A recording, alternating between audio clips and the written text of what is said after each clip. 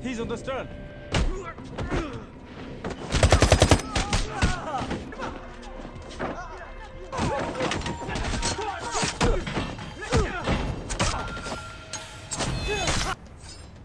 I'll have a look.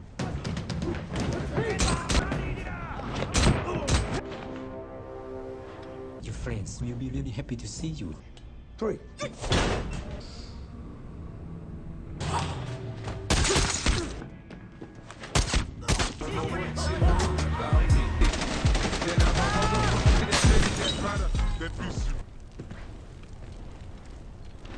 Oh shit, Bob!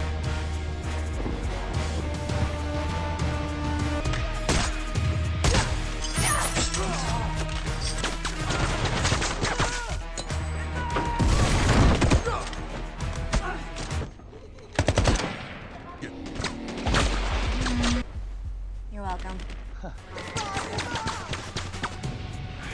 Good to be back. Thanks.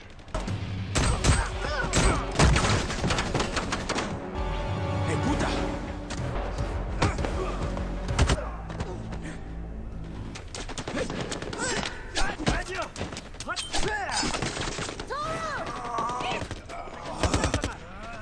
I got him.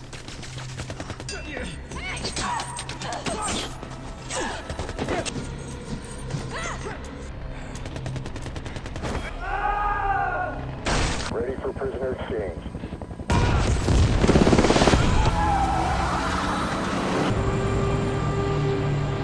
Oh, this is gonna be fun. Creative! Got it.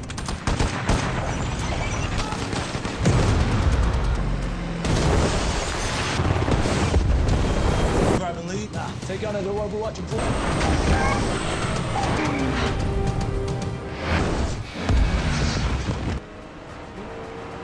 Make less of them.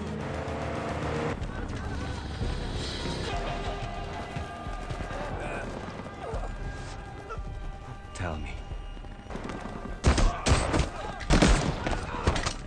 What is the status? I repeat, wait for backup. What the fuck is he doing?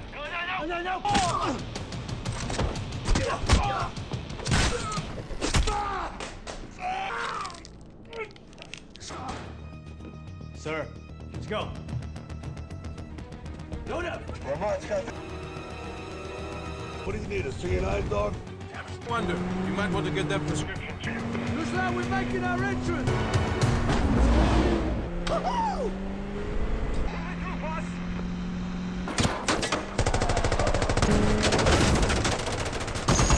6 months sober. Can you lose them? Split up.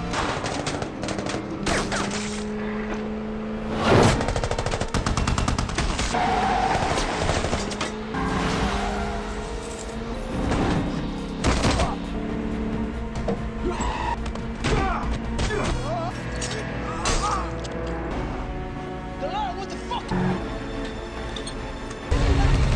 What's going on in there? On Vermont! What the fuck, Easy?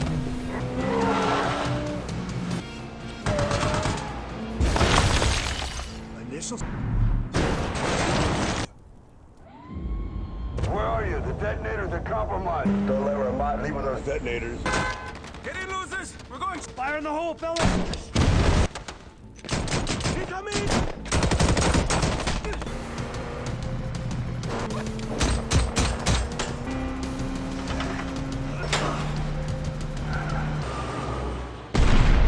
Damn it, Barney! Well, man, get the detonators. Fuck no, I'm saving your dumb ass.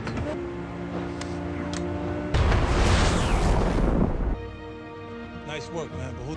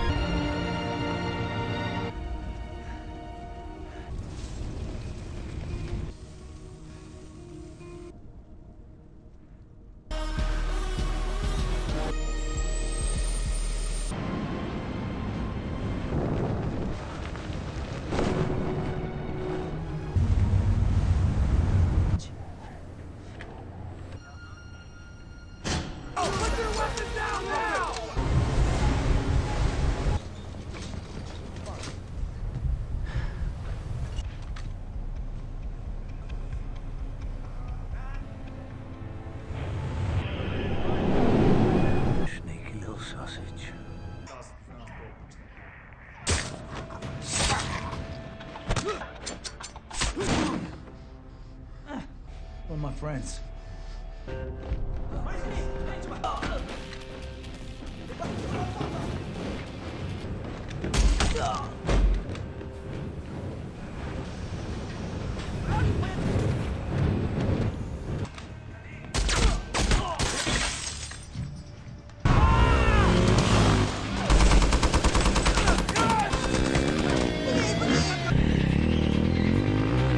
Location. Get to What?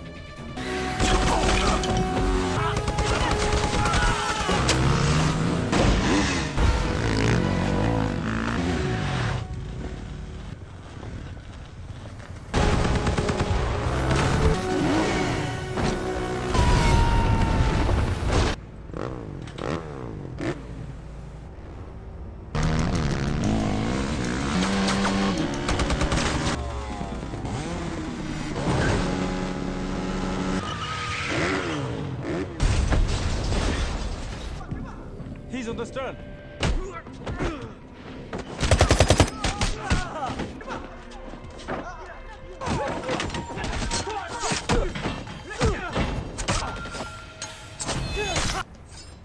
I'll have a look.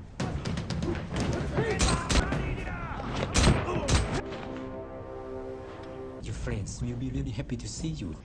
3.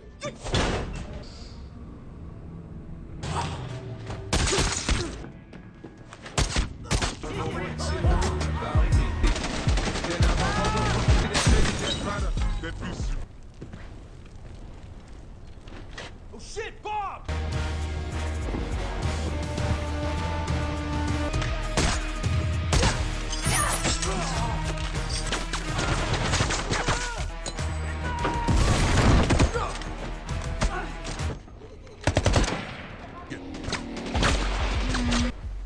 You're welcome. Good to be back. Thanks.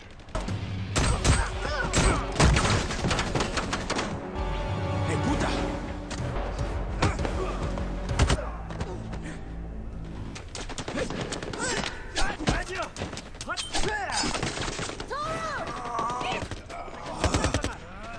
I got him.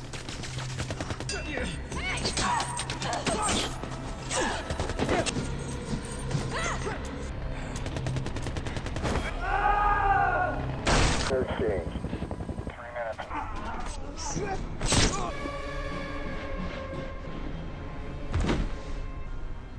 I see you like to play with. Come and get it, hero.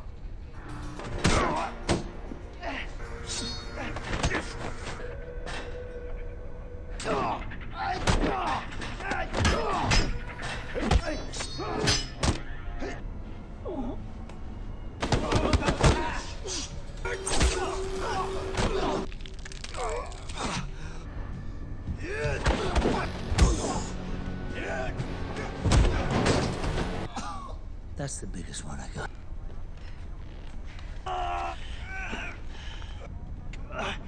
My butt.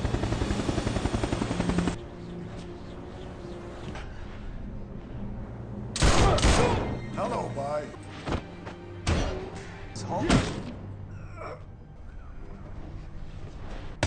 12 minutes.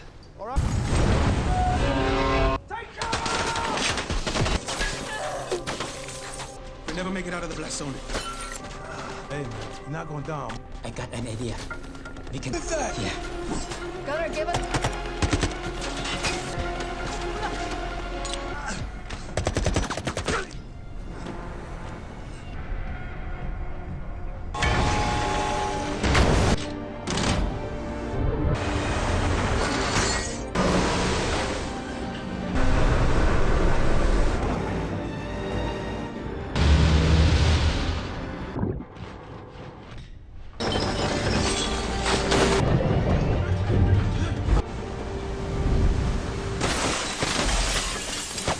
So what? The nuke is about a promotion.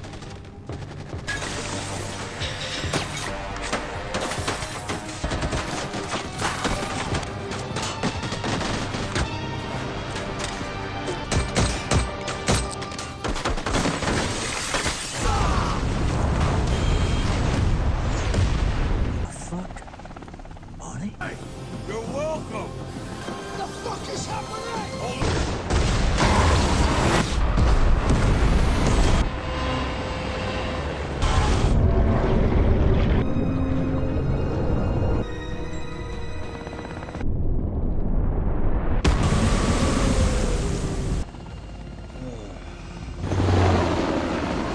Hey guys, today we're diving headfirst into the explosive, over-the-top world of Expendables, a movie that knows exactly what it is and doesn't apologize for it. Get ready for a high-octane recap packed with more firepower than a small army and more one-liners than a stand-up special. I put a lot of work into these, so if you like what you see, a like and a subscribe is always appreciated. No worries if not. Our story kicks off with a familiar rumble, the thudding blades of a helicopter cutting through the arid Libyan air. It's Barney Ross, the grizzled leader, alongside his trusted right-hand man, Lee Christmas, and the ever-enthusiastic Gunnar Jensen. They're on a mission, of course, to an abandoned chemical plant where a notorious terrorist, Swarto, is holed up, surrounded by enough goons to start a small war. The choppers descend, kicking up plumes of dessert dust that sting the eyes, even through a screen. Barney, with that classic steely gaze,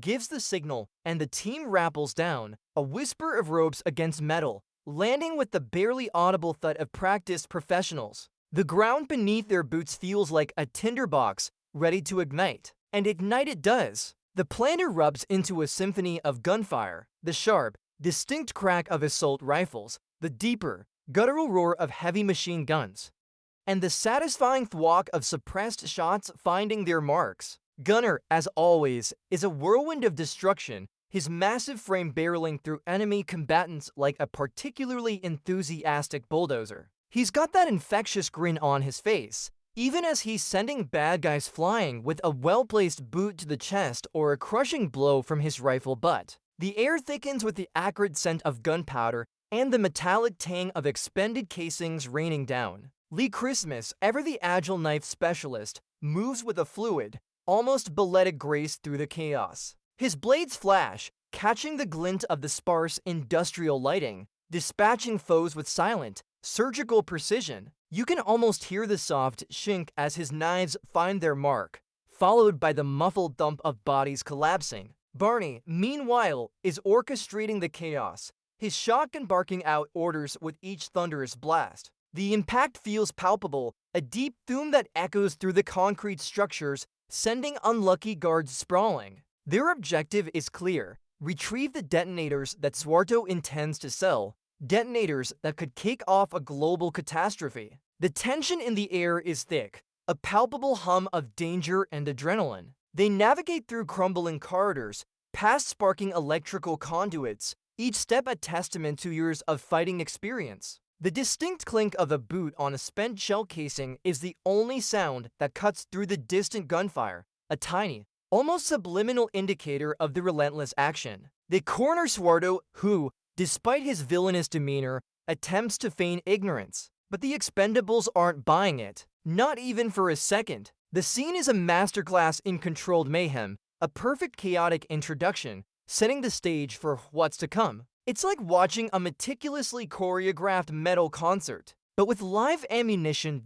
Just as the Expendables think they've got their prize, the briefcase containing the detonators, of course, and are preparing for a smooth exit. The universe decides to throw a wrench into their meticulously planned machine. This wrench, dear friends, comes in the form of Ramit, a towering figure of menace who saunters onto the scene with the casual confidence of someone who knows he's the toughest kid on the block. He's not just a big guy. He moves with a dangerous grace, a predatory calm that immediately ups the ante. The atmosphere, already charged with the scent of spent gunpowder and the lingering echo of explosions, becomes electric with his presence. The subtle scrape of his heavy boots on the gritty concrete announces his arrival, an auditory warning that the real threat has just walked in. Ramit doesn't waste time with pleasantries or prolonged introductions. He's all action, a blur of motion as he effortlessly disarms and incapacitates the few remaining guards with brutal, efficient strikes. You can practically hear the crack of bone and the ragged gasp for air as he demonstrates his terrifying strength. He moves like a coiled spring, a human battering ram, and the impact of his fists feels like a distant thunderclap. His eyes, cold and calculating, lock onto the Expendables. The fight shifts instantly from a methodical clearance operation to a desperate struggle for survival. Gunnar, ever the loyal and brave member, steps up to challenge Ramit, his huge frame ready for a brawl. But Ramit is on another level, a force of nature that seems to absorb and redirect Gunnar's powerful blows. The sounds of their struggle are raw and visceral, the dull thud of fists connecting with flesh, the grunts of exertion, the rapid whoosh of air as a punch narrowly misses its target. It's a clash of titans, but Ramit clearly has the upper hand, pushing Gunnar back with almost contemptuous ease. Then, in a horrific turn of events, during the escalating melee, disaster strikes. Caesar, the team's gentle giant and explosives expert, finds himself in Ramit's deadly path.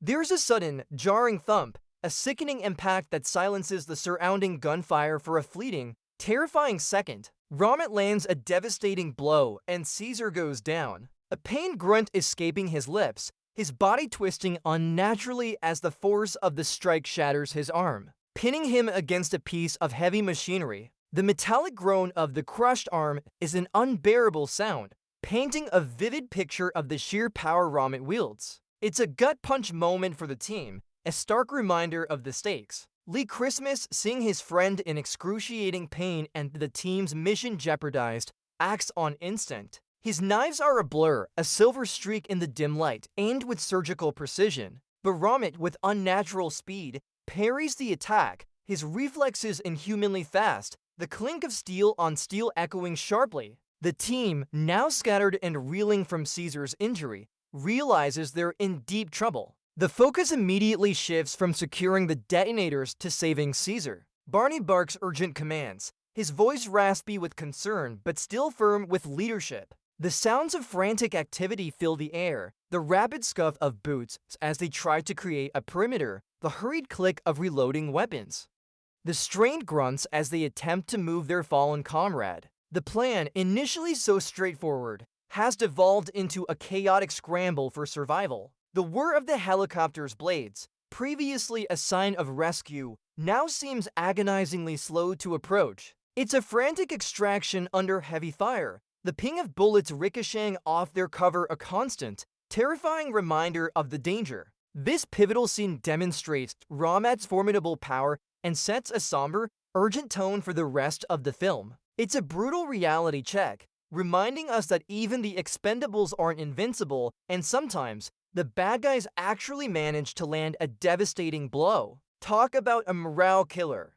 The air hangs heavy with the metallic scent of burnt explosives and the bitter taste of defeat. The aftermath of Caesar's injury is a raw wound for the team, particularly for Barney. He's a man carved from granite, but you can almost see the weight of guilt pressing down on him, the unspoken question of what if echoing in the tense silence of their makeshift base. The usual boisterous camaraderie is replaced by a somber quiet, punctuated only by the low hum of machinery and the soft clink of a wrench being set down. Barney, a man of action, can't stand idly by. He's restless, his eyes reflecting a deep-seated frustration. He decides to take matters into his own hands, opting for a solo recon mission in a supposedly safe but incredibly nimble private plane. It's vintage, a beautifully crafted piece of machinery, the engine's soft whine a deceptive lullaby before the storm. Lee Christmas, with a worried frown etched onto his face,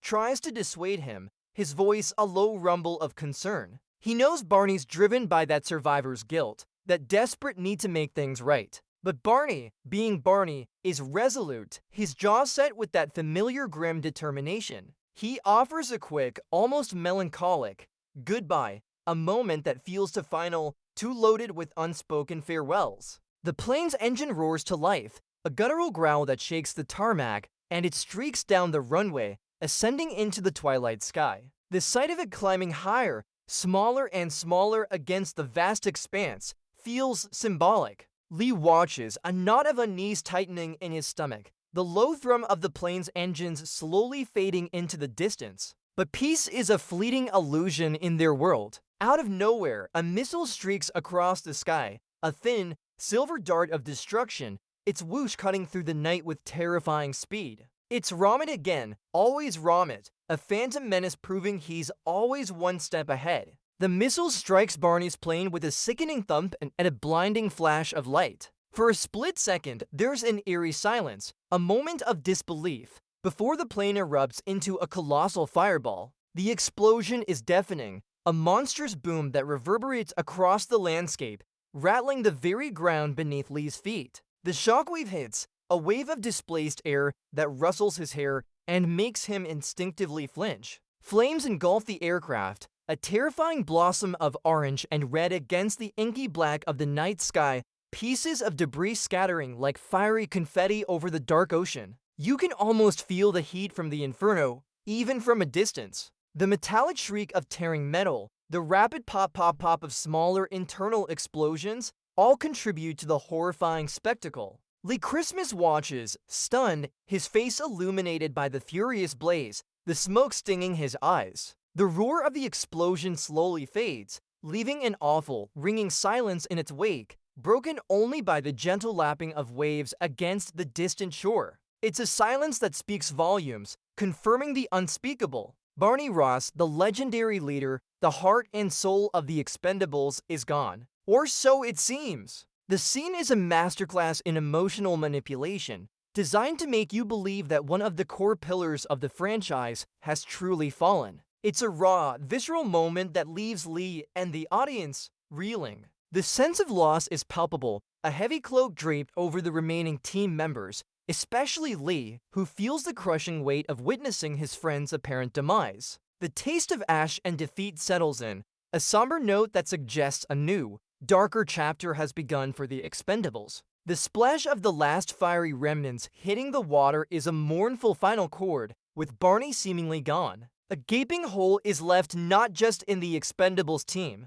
but in the very fabric of the universe, or at least their gritty corner of it. The weight of his absence is a tangible thing, a heavy silence that no amount of bravado can fill. The world, however, doesn't stop for mourning, especially when a nuclear catastrophe looms large. So in steps Marsh, the ever-so-slightly shifty CIA handler, played with just the right amount of enigmatic charm to fill that void. And his solution? New blood, lots of it. First up, we're introduced to Gina, played by Megan Fox, who immediately proves she's not just a pretty face, but a force of nature. We see her in action, engaged in some seriously impressive sparring, the whiz of her kicks and the sharp thud of her punches painting a clear picture of her combat prowess. She moves with a lean, dangerous agility, her movements precise and powerful, showcasing a lifetime of training. You can almost feel the air displacement as she pivots and strikes. It's clear she's no stranger to getting her hands, and probably feet, dirty. What makes this even more spicy? She's Lee Christmas's ex-girlfriend. Oh, the awkward tension. The unspoken history. You can practically hear the collective groan of romantic drama fans as they realize this is going to be more than just a professional reunion. The air around them crackles with unresolved issues, a quiet sizzle that hints at past disagreements and lingering feelings. Marsh, with his smirk that suggests he enjoys a good bit of interpersonal drama as much as he does geopolitical chess, brings her into the fold. But Gina isn't the only fresh face joining the party. We're also introduced to Lash, played by Levi Tran, who brings a fierce, almost feral energy to the team. She's all sharp angles and quick movements, her preferred weapon being a pair of wickedly effective dual blades. The shink-shink of her knives being drawn and spun is a distinct sound cue, promising swift and deadly action. Then there's Galen, played by Jacob Scipio, the son of the legendary original Expendable, Antonio Banderas's character. Galen is a charming, quick-witted, and incredibly skilled operative, inheriting his father's flair for the dramatic and his knack for getting into and out of sticky situations. His playful banter, delivered with a quick snap of wit, adds a much-needed splash of levity to the grim situation. Rounding out the new ensemble is Easy Day, portrayed by 50 Cent, who serves as the team's tech and comms expert, always ready with a dry comment and a solution to any digital conundrum. He's the brains behind the brawn, his fingers flying across keyboards with a soft clatter, conjuring data from thin air. Marsh lays out the mission with a grave tone, his voice a low, serious rumble that cuts through the underlying tension. He explains that Ocelot, the mysterious mastermind they've been chasing, is still out there, orchestrating global chaos, and the detonators are still a major threat. The new team, a blend of raw talent and seasoned experience, is tasked with retrieving them. It's clear this isn't just a new mission. It's a passing of the torch, a stark reminder that even without Barney, the Expendables fight continues. The new dynamic is palpable, a mix of apprehension, ambition, and the quiet determination to prove themselves worthy successors. The faint click of a rifle being loaded in the background reminds us that this isn't going to be a walk in the park. It's an exciting, albeit slightly bittersweet, introduction to the future of the franchise, showcasing a vibrant new energy while acknowledging the heavy loss that necessitated their assembly. And let's be honest, who doesn't love watching a perfectly executed roundhouse kick from Megan Fox? With the new team assembled, albeit with the lingering ghost of Barney Ross hanging in the air like an inexorcised specter, it's time for the nitty-gritty. And where do you have nitty-gritty discussions about global annihilation? Why in a super-secret, impossibly high-tech briefing room? Of course. Think flickering screens, holographic displays, and enough shiny surfaces to make a magpie swoon. Marsh, the mysterious handler, takes center stage, his voice modulated to a serious, almost theatrical tone that suggests he's delivering information of utmost gravity. The room hums with the lure of advanced technology, a stark contrast to the rough-and-tumble world the Expendables usually inhabit. He stands before a massive, glowing holographic map, a digital projection that displays shimmering red lines and ominous blinking dots, representing the far-reaching tendrils of a new global threat. This is where the plot really thickens, like a particularly dense stew.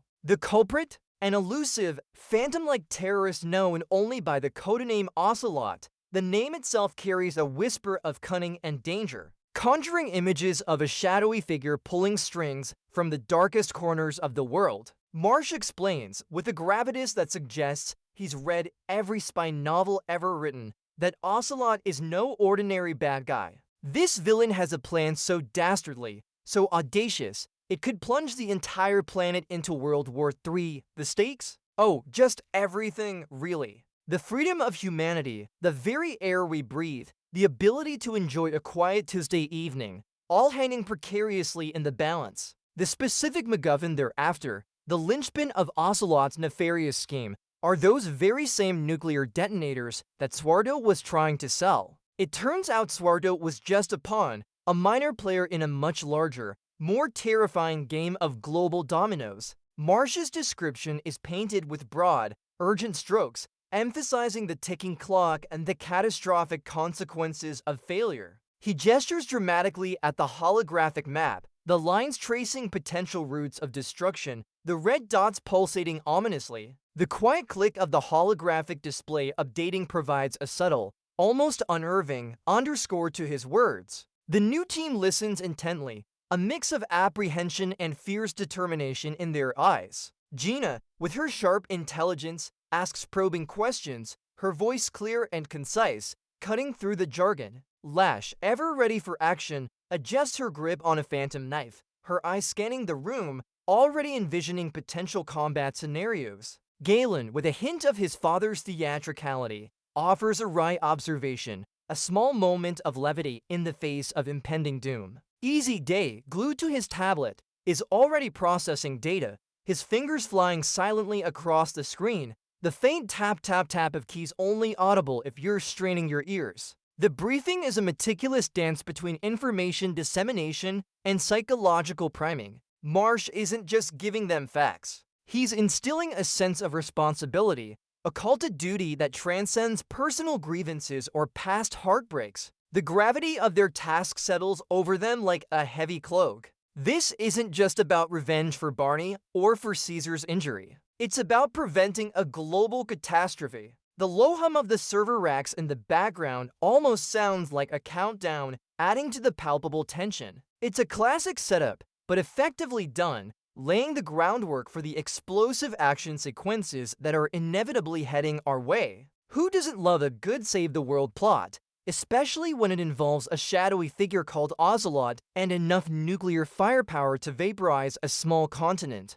Mission accepted, stakes understood, now it's time for the boots-on-the-ground action. The scene shifts dramatically from the clinical sterility of the briefing room to the humid, teeming life of Southeast Asia. We're talking dense jungle. The air thick with the buzzing of unseen insects and the pungent scent of damp earth and exotic flora. The darkness is almost absolute, broken only by the occasional shimmer of moonlight filtering through the impossibly dense canopy, or the distant, twinkling lights of a coastal outpost. This is the kind of place where things go bump in the night, and usually, those things are heavily armed bad guys. The new Expendables team, spearheaded by Gina, executes a textbook infiltration. They're rappelling down, silently descending into what looks like a heavily guarded dock facility or a secluded jungle compound. The only sound is the soft creak of ropes under tension, the barely audible scuff of boots against rough surfaces,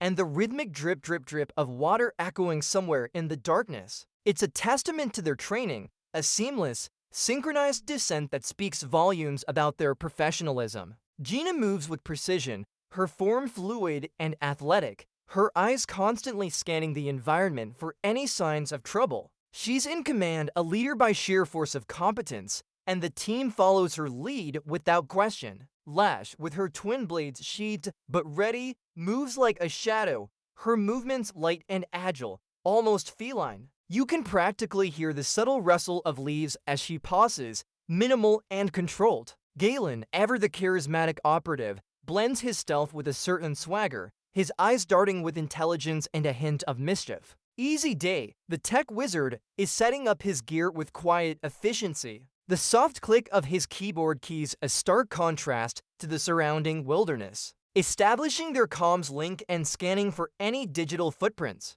The objective is to penetrate the facility, gather intel, and hopefully retrieve those pesky detonators before Ocelot can use them to kick off his global fireworks display. They navigate treacherous terrain, muddy paths that threaten to betray their presence with a sucking squelch, thick undergrowth that snags at their tactical gear, and the occasional suspicious snap of a twig underfoot that makes everyone freeze. Weapons raised, hearts hammering a silent rhythm against their ribs. The tension is palpable, thick enough to cut with one of Lash's blades. Every shadow could hide a threat. Every distant sound could be an enemy patrol. The low, almost inaudible crackle in their earpieces is their only link to the outside world, a whisper of information in a sea of unknown dangers. They work in perfect synchronicity, a well-oiled machine despite being a newly formed unit. They breach the perimeter, a feat of stealth and tactical planning, avoiding laser grids and silent tripwires. The swoosh of a security camera panning is narrowly avoided, a shared glance of relief passing between team members. The metallic tang of salty air from the nearby ocean mixes with the earthy scent of the jungle, creating a unique, almost cinematic, olfactory experience. It's a beautifully executed sequence, showcasing the new team's individual skills and their budding collective chemistry. They are clearly formidable, a worthy successor to the original crew, proving that even without Barney's presence, the Expendables still pack a serious punch. The scene emphasizes their competence and sets up the impending confrontation, raising the stakes and building the anticipation for what comes next. What could possibly go wrong, right? The classic moment of hubris, where our heroes think they've outsmarted the bad guys, only to find themselves perfectly ensnared. It's a trope as old as time, and the Expendables, new blood or old, are not immune. The new team, having executed their infiltration with the grace of a deadly ballet, finds themselves deep inside the enemy compound, perhaps a little too confident, a tad too relieved. The hum of their victory, however subtle, is about to be violently silenced, just as they're about to make their move on the elusive detonators, or perhaps cornering a crucial piece of intel. The trap springs. It's not a subtle springing, mind you, but a violent, overwhelming surge of Ramat's forces. They pour out of every shadow, every hidden crevice, surrounding the Expendables with a speed and precision that speaks volumes about Ocelot's intelligence network. The silence of their infiltration is shattered by a sudden cacophony. The roar of unseen engines, the harsh snap of automatic weapons being cocked, and the guttural shouts of dozens of armed men. The air immediately thickens with the smell of danger and the acrid tang of gunpowder, even before a shot is fired. The Expendables, though formidable, are severely outnumbered and outmaneuvered. Gina, quick to react, barks orders, her voice sharp with urgency. Lash's blades flash in the dim light, a furious blur of silver as she attempts to carve a path through the onslaught, the shink of her blades cutting through the air, followed by the soft thud of a body. Galen unleashes a flurry of precise, powerful blows, his movements economical and lethal, the sharp crack of his fists connecting echoing through the confined space. Easy Day, ever resourceful, tries to hack into the system, his fingers flying across his comms device, but even his tech wizardry can't overcome a perfect ambush. The fight is brutal, fast, and desperate. Punches land with sickening thuds, the metallic clang of weapons colliding rings out, and bodies crash against walls with bone-jarring impacts. The sheer volume of enemy combatants is overwhelming. It's like trying to fight off a swarm of angry, heavily armed bees. Despite their exceptional skills,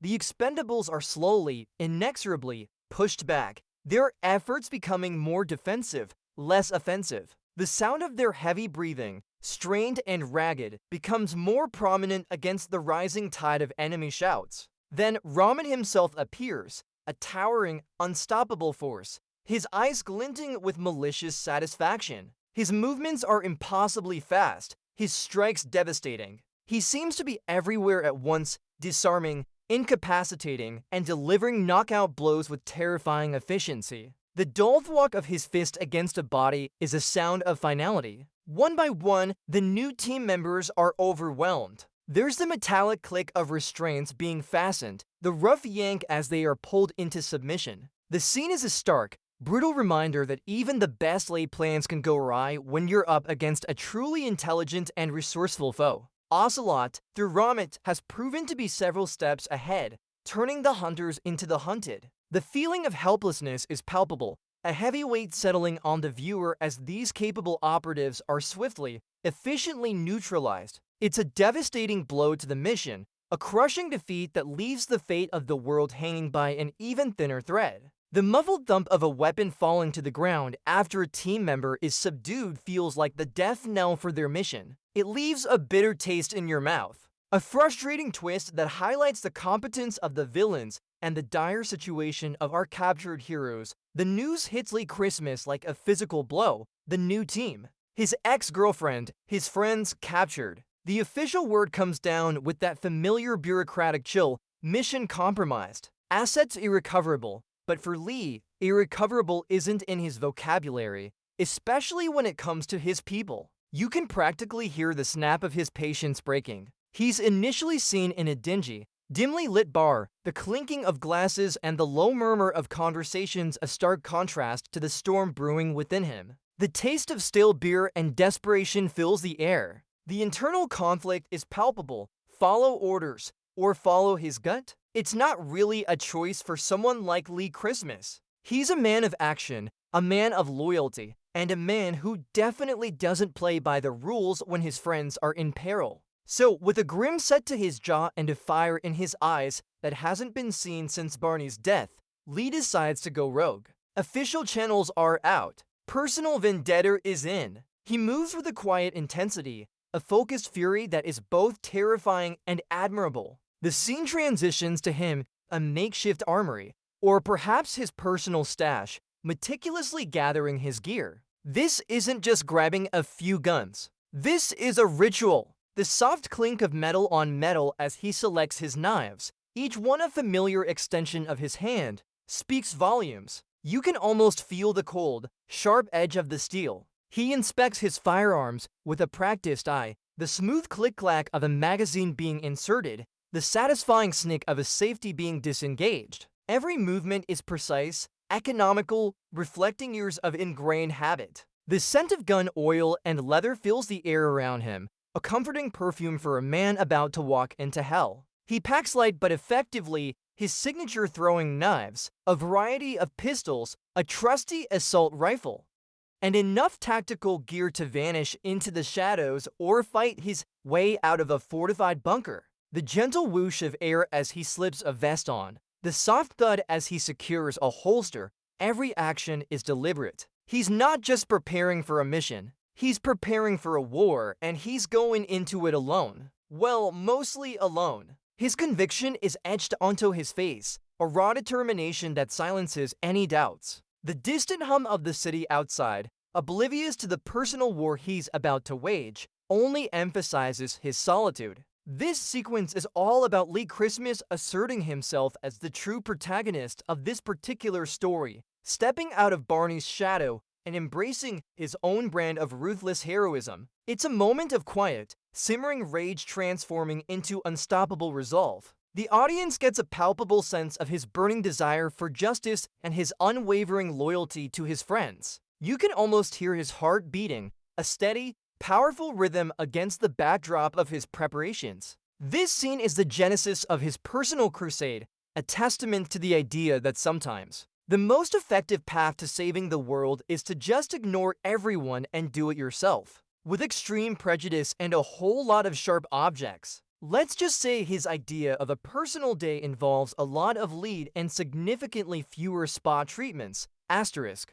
Just when Lee Christmas is at his absolute grittiest, a lone wolf on a mission of vengeance, convinced he's fighting a solitary battle against impossible odds. The movie delivers a twist that makes you audibly gasp, or at least perform a dramatic eye roll of "I knew it." This is the moment the franchise reminds you it's called Expendables for a reason, and they don't exactly stay expended for long. Lee, following a lead, or perhaps just his incredibly strong sense of dramatic irony, finds himself in a secluded, hidden location. It's the kind of place that smells faintly of old leather, gun oil, and secrets, perhaps a dusty old safe house or a remote workshop. The only sound is the soft creak of an old floorboard, the distant drip of a leaky pipe, and the heavy thump of his own anxious heart. He's expecting a contact, a clue, perhaps another dead end. What he gets instead is a ghost. From the shadows, stepping into the dim,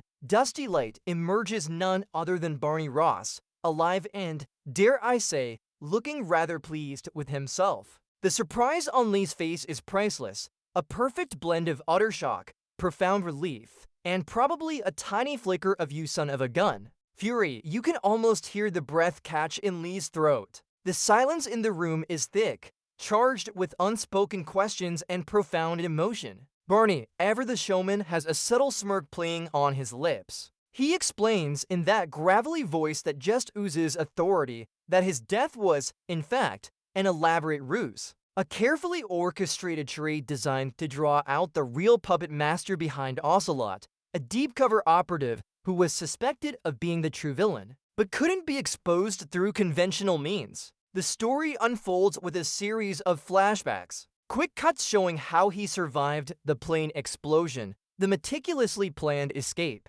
the careful construction of his death. The metallic clang of some unseen machinery in the background seems to punctuate his explanation, adding to the gravitas of his reveal. The motive was simple yet complex. Only by removing himself from the board could he truly observe who would make the decisive moves, who would fill the power vacuum and thus reveal the true enemy pulling all the strings. It was a calculated risk, a high-stakes gamble with his own life as the ante. He knew it would shatter the team, devastatingly, but for the greater good. He took that agonizing leap of faith. The conversation is loaded with emotional weight. Lee's initial anger, the feeling of betrayal, slowly gives way to understanding and then to a renewed burning focus. The low thrum of a distant generator adds to the clandestine atmosphere. The sound of Barney's voice, firm and reassuring, is a melody of relief to Lee's ears. The reunion isn't just about two friends coming back together. It's about the heart of the Expendables being restored. It's about knowing that even when things look utterly hopeless, sometimes the legends just refuse to stay down. The sudden appearance of Barney, still rocking that cool bandana, is a fantastic moment of earned fan service, a defiant middle finger to narrative expectations. It also means the original gang is back, or at least part of it, ready to unleash some serious old school mayhem. The subtle click of Barney's lighter as he lights a cigar is the perfect punctuation mark to his grand reveal. A masterstroke of a reveal, if you ask me. I mean, did anyone actually think Barney was gone for good? Please dot with Barney back from his not-so-permanent vacation, the dynamic shifts instantly. The energy is revitalized. The mood is lighter, even if the mission itself is still as grim as a tax audit. Barney, of course, isn't one to waste time on sentimentality, not when there's a world to save and a captured team to rescue. The target? Ramat's colossal cargo ship, a floating fortress that's likely teeming with bad guys and, more importantly, holding the new Expendables captive, along with those ever-elusive nuclear detonators. This isn't just any ship. It's a hulking behemoth, a metallic beast cutting through the dark waters. Its presence is stark, imposing silhouette against the moonless sky. You can almost feel the rhythmic thrum of its massive engines vibrating through the water, a deep, resonant rumble that signifies its power. Barney and Lee, a duo reborn, approach the vessel with the stealth and precision of seasoned predators. They're not storming it, not yet anyway. This is a surgical infiltration, a silent dance of shadows. The scene is a masterclass in tension, punctuated by the subtle sounds of their covert operation. The gentle slap of water against the ship's hull is almost the loudest sound as they secure their climbing gear, the soft snick of a grappling hook latching onto a metal beam. They ascend the cold, damp steel superstructure with practiced ease, their movements synchronized, efficient, almost imperceptible. The metallic scrape of boots finding purchase on the ship's grimy ladder, the careful creak of a door being pried open with a silent tool. Every sound is amplified by the sheer danger of their predicament. Barney, with his gruff commands and intuitive understanding of enemy patterns, leads the way. Lee, always his loyal wingman, is right behind him, his senses honed, his knives at the ready. They move through narrow gangways, past stacks of ominous-looking cargo containers, each one a potential hiding spot for an enemy operative. The air smells of salt, diesel, and the underlying scent of tension. They encounter guards, but these aren't your run-of-the-mill mooks. These are Ramat's elite, vigilant, and dangerous. Yet, Barney and Lee dispatch them with brutal efficiency. The thud of a silent takedown, the muffled grunt of a surprised enemy, followed by the quiet clink of a weapon being set down gently so as not to alert others. There are no explosions yet, no hails of gunfire, just the precise, almost balletic violence of professionals at work. The whir of a security camera is expertly avoided,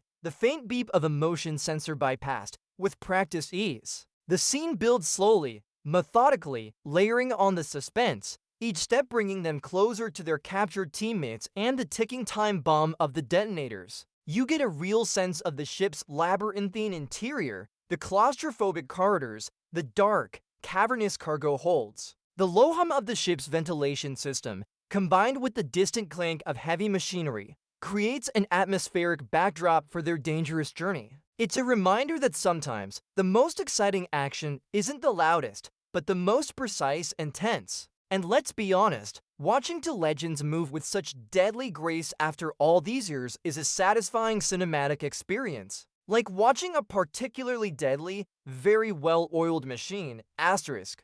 The quiet stealth of the infiltration phase? Gone, vanished, replaced by a cacophony of glorious, over-the-top violence that only an Expendables movie can deliver. Once Barney and Lee locate the new team, held captive in some predictably grimy and heavily guarded section of the ship, the gloves come off, and the mayhem button is pressed firmly. The first hint of impending chaos is often a muffled thump followed by a distant crump as Barney or Lee deploy some strategically placed explosive. The ship, previously only humming with the sounds of its engines, now groans under the impact of the unfolding battle. Suddenly, the claustrophobic corridors become shooting galleries, the cargo holds transform into arenas of destruction. Automatic weapon fire erupts, the distinctive rat-a-tat-tat of machine guns joining the sharper crack of assault rifles. The sound of bullets ricocheting off metal walls, a metallic ping that echoes with lethal intent,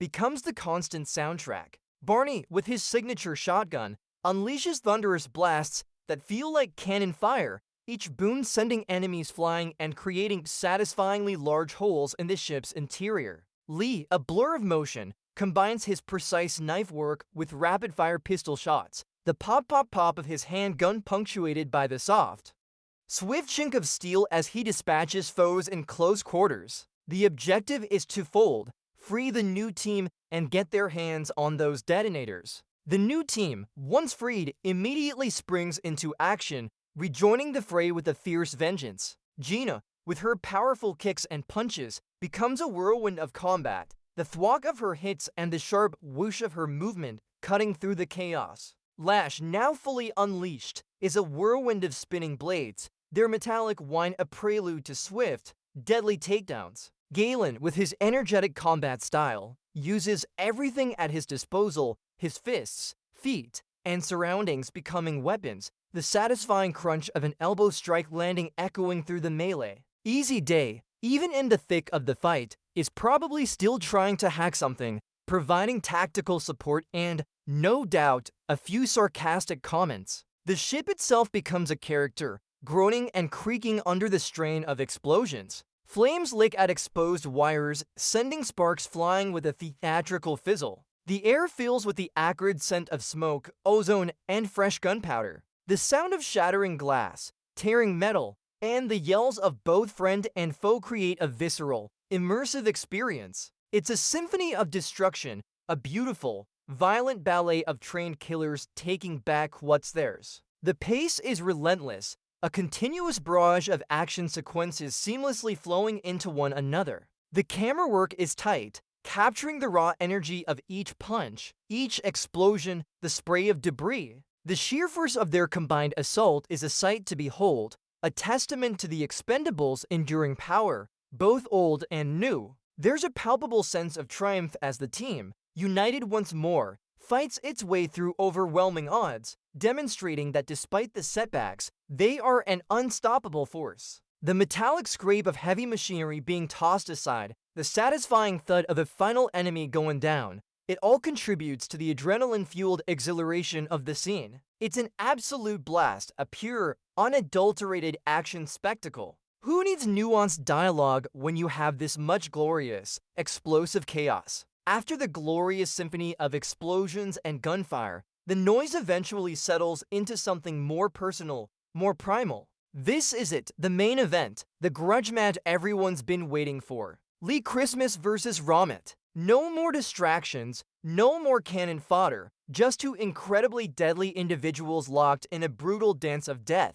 The setting is often a confined space on the ship, perhaps a control room or a specific deck, allowing for a concentrated burst of intense, bone-jarring action. The air is still thick with the lingering scent of smoke and spent casings, but the dominant sound now is the heavy thud of fists, the sharp crack of impacts, and the strained grunts of exertion. Romet is a beast, a seemingly unmovable force of raw, unadulterated power. His punches carry the weight of a sledgehammer, each one a potential knockout blow, accompanied by a guttural whoosh as they cut through the air. Lee, however, is pure agility, a blur of motion, ducking, weaving, and countering with the precision of a surgeon. His movements are fluid, almost liquid, a stark contrast to Romet's more direct, brute force approach. The metallic shink of Lee's knives, as he attempts to land a precise strike, is a constant, terrifying reminder of his lethality. But Romet is incredibly resilient,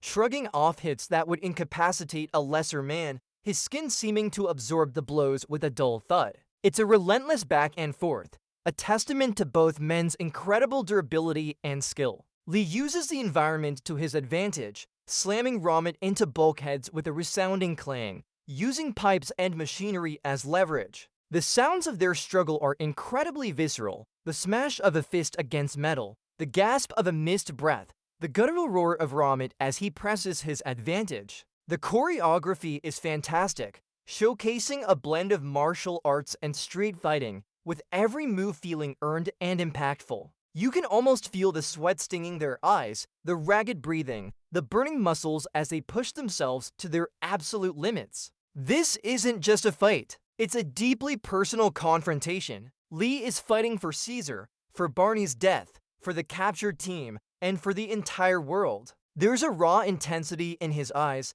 a desperate resolve that pushes him through the pain. Ramit, on the other hand, fights with a cold, almost detached ruthlessness, enjoying the sheer destruction he inflicts. The fight feels like a ticking clock, with the detonators still counting down, adding another layer of urgency to the already desperate battle. The metallic screech of bending metal, the shower of sparks as a stray bullet or perhaps a desperate kick hits an electrical panel, all contribute to the dramatic backdrop. There's a beautiful brutality to it, a respect for the sheer physicality of the conflict. Each blow feels heavy, each dodge feels critical. The silence that occasionally falls between exchanges of blows is more terrifying than any noise, highlighting the intense focus of the combatants. It's a clash of styles, a battle of wits and strength, and the audience is right there in the thick of it, feeling every single impact. When the final blow lands or the final maneuver is executed, the resulting thud and fall of Ramit is incredibly satisfying,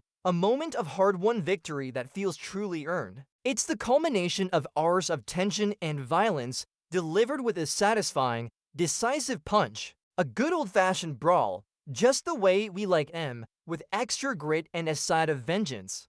Alright, so Ramit's down for the count, presumably taking a very long nap courtesy of Lee Christmas. The team breathes a collective sigh of relief, thinking the shadowy ocelot has finally been neutralized and the world is safe once more. But in the grand tradition of espionage thrillers and movies that love a good gotcha moment, the film hits us with a twist that makes everyone in the audience go, "Wait a minute, I knew it." The true identity of Ocelot is dramatically revealed, and it's none other than Marsh, the smooth-talking CIA handler who brought the new team together. Yes, the guy who gave the briefings, the one who seemed to be pulling the strings from the good guy side. Turns out he was pulling all the strings. The atmosphere in the immediate aftermath of Ramit's defeat, which had been thick with the taste of victory, suddenly sours, replaced by a chilling sense of betrayal. The shift is palpable, a sudden drop in temperature. Marsh, shedding his benign facade, reveals himself to be the ultimate antagonist,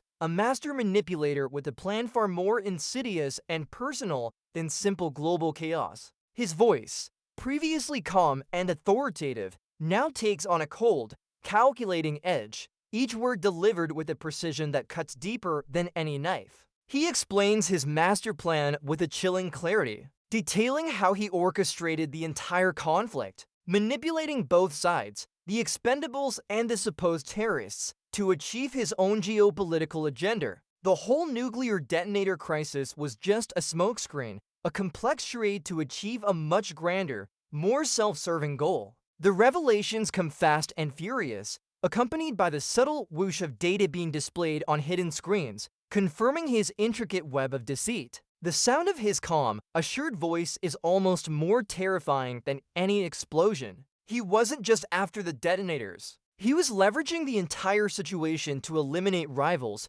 seize control of strategic assets, and reshape the global power structure to his own design. His ambition is boundless, his morality non-existent. The Expendables, now reeling from this shocking betrayal, are left stunned, their faces a mixture of anger, disbelief, and a grudging respect for the sheer audacity of his deception. Barney, ever the pragmatist, probably gives a low grunt of begrudging admiration for the complexity of the lie, even as his eyes burn with righteous fury. Lee Christmas looks like he's ready to introduce Marsh to a very sharp, very pointy object. The tension in the air is thick enough to cut, a heavy, suffocating blanket of realization. The low hum of the ship's damaged systems seems to mirror the sudden, jarring shift in the narrative. This twist recontextualizes everything that came before it, turning previous moments of danger and sacrifice into calculated moves in Marsh's twisted game.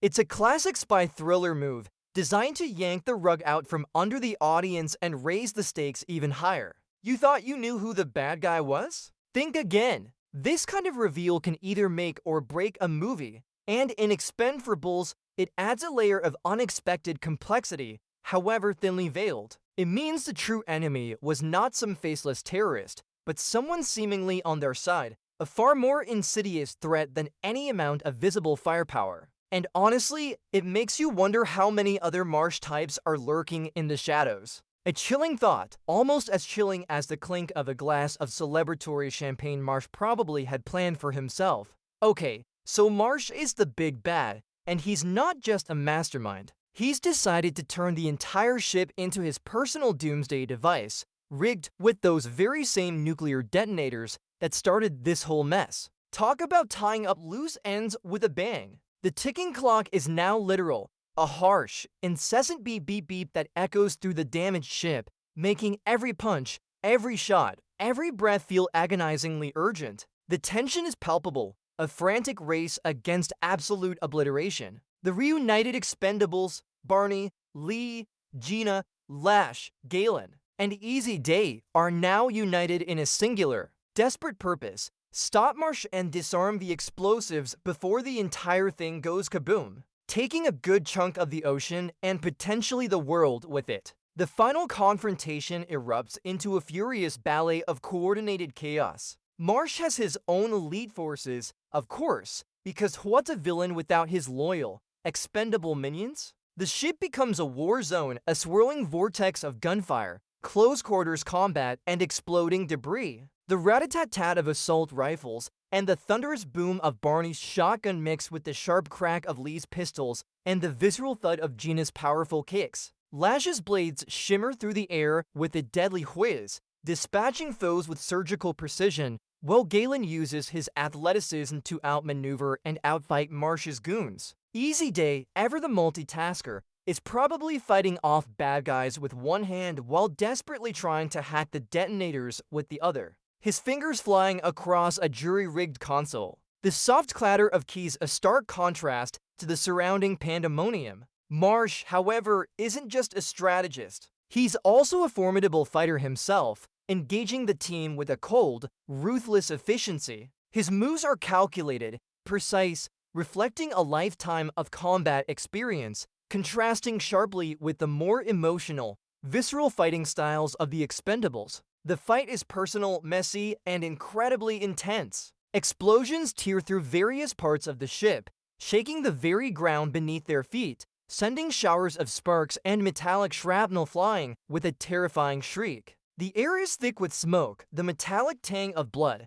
and the acrid scent of burning electronics. The low groan of the ship's straining hull adds to the sense of impending doom. The climax sees a desperate struggle to prevent the detonation, a furious last-ditch effort to manually override the system, with precious seconds ticking away. The ping of the countdown timer grows louder, more insistent, a merciless harbinger of destruction. Finally, with a heroic, last-second effort, the detonators are neutralized, or at least redirected, just as the ship itself suffers catastrophic damage. The grand finale is, of course, a truly spectacular explosion. The ship erupts in a massive, blinding flash of light and a deafening roar that shakes the very heavens. It's a fiery blossom of destruction, tearing the vessel apart with immense force, sending a colossal wave of water and debris into the sky. The sound is overwhelming, a physical assault on the senses, followed by a resonant whoosh of rushing air and a subsequent splash of countless tons of metal and water collapsing back into the ocean. Our heroes, naturally, escape in the nick of time, often on a smaller, faster vessel, watching the fiery spectacle from a safe distance, the heat of the inferno still palpable on their faces. The ringing in their ears is probably accompanied by the satisfied smirk of a job well done. It's a fittingly explosive end to a truly explosive movie, leaving nothing but a lingering sense of awe at the sheer scale of the destruction. Because really, what's an Expendables movie without a ridiculously massive explosion to punctuate the climax? So the ship's gone. Marsh is undoubtedly enjoying a very fiery, watery retirement, and the world is once again safe from imminent nuclear oblivion. Time for the triumphant regroup, a well-deserved moment of quiet camaraderie before the next explosion undoubtedly calls. The surviving Expendables, a little bruised, a little battered, but utterly victorious, find themselves in a calm, scenic location, likely a picturesque beach or a secure, sun-drenched hideout. The air, previously thick with smoke and gunpowder, now smells fresh, carrying the clean scent of the ocean and the promise of peace. The soft lapping of waves against the shore provides a soothing backdrop, a stark contrast to the ear-splitting chaos they've just endured. Barney, with that signature smirk that implies he knew it would all work out, is probably already lighting a celebratory cigar. The soft click of his lighter and the faint hiss of the cherry glowing providing a comforting sound.